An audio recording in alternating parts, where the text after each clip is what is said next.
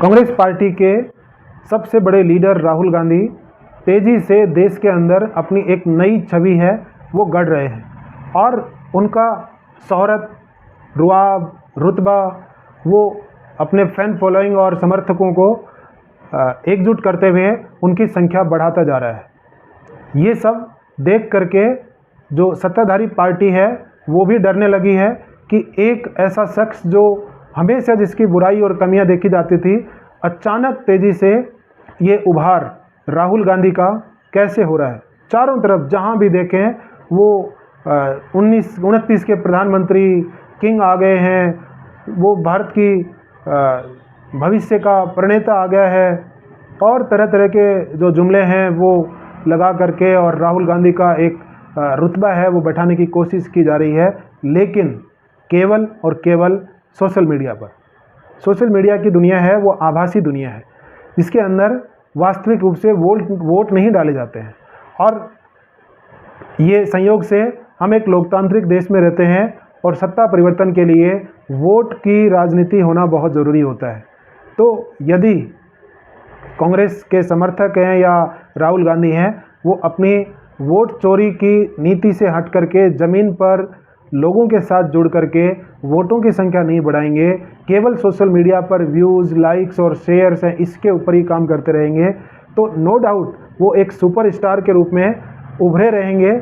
और जब चुनाव का वक्त आएगा तो निचले स्तर पर जो वोटिंग और कार्यकर्ता और जो ज़मीनी स्तर पर जो समर्थक हैं वो अपने चहेते नेताओं और पार्टियों को वोट दे करके सत्ता परिवर्तन कर देंगे। और एक बार फिर से यही आरोप लगाते हुए राहुल गांधी सुनी गलियों से गुजरेंगे कि वोट चोरी हो गया है। यदि वो वास्तव में अपने पॉलिटिकल पारी को सीरियसली एंजॉय करना चाहते हैं तो जो कंस्ट्रक्टिव जो मुद्दे हैं भारत में, और बहुत सारे मुद्दे हैं जिनको लेकर के कोई भी राजनीतिक पार्टी है वो आगे बढ़ सकती है।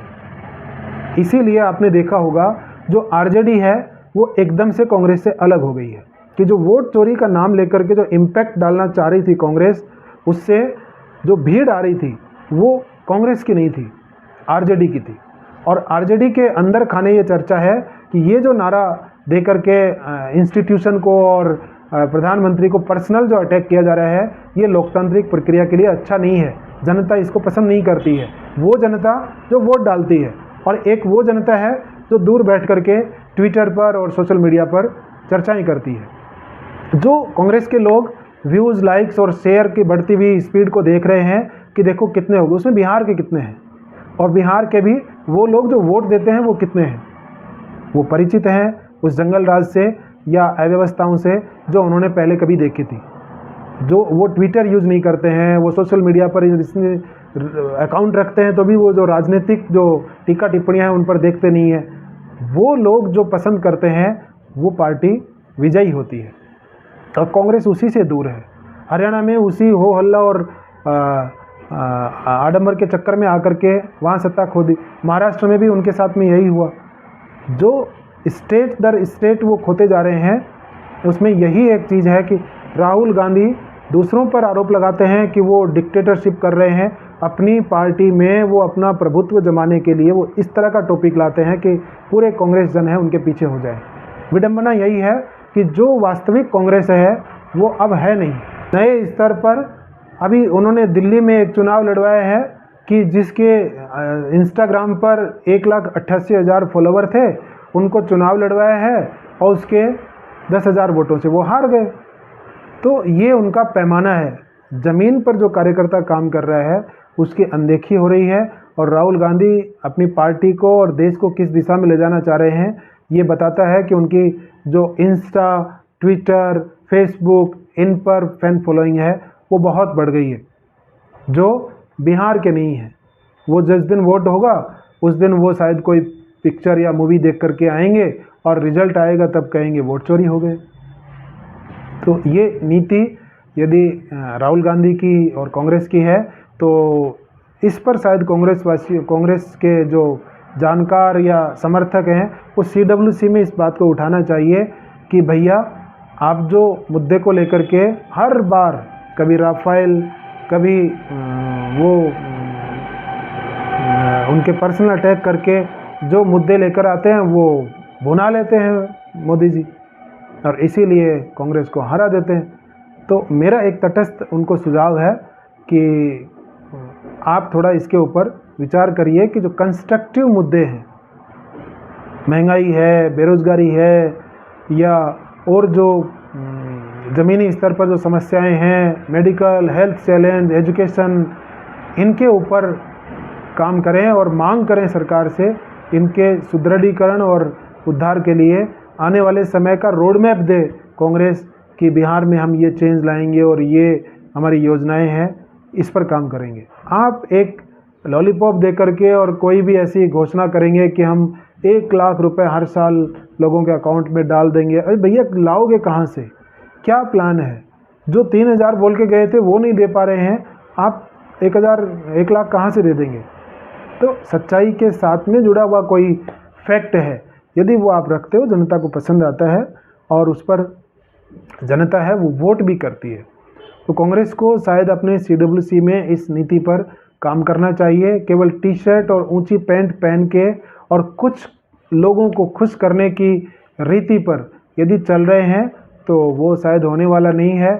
और जो एक नया गेम प्लान जो चल रहा था, हालांकि अभी भी चल रहा है, कि जेन जी और युवाओं को आगे करके सड़कों पर लाठियां बांधी जाएंगी, उनके सर फुटबॉल होगा और देश में दंगा, आगजनी और ये सब होकर के और एकदम से सत्ता में बैठा दिया जाएगा, तो वो तो शायद अभी होने वाला नहीं है। उसकी जो एक लपटें राहुल गांधी को छू करके आ गई हैं छात्र संघ चुनाव में, तो वो उसको समझना चाहिए। और किसी भी सूरत में यदि ऐसी सोच है, हालांकि हमेशा से ही कांग्रेस के ये जो शाही राजकुमार हैं उनकी ये सोच रही है डिवाइड एंड रूल, देश को बांटो, आर्थिक स्तर पर, जातिगत आधार पर, क्षेत्रीय आधार पर, धर्म के आधार पर, काले और गोरे के आधार पर, ऊंच नीच के आधार पर, सब तरीके से जो डिवाइड एंड रूल का जो भी पैमाना हो सकता है वो यदि भारत में लागू किया जाए तो हम सत्ता में आ सकते हैं।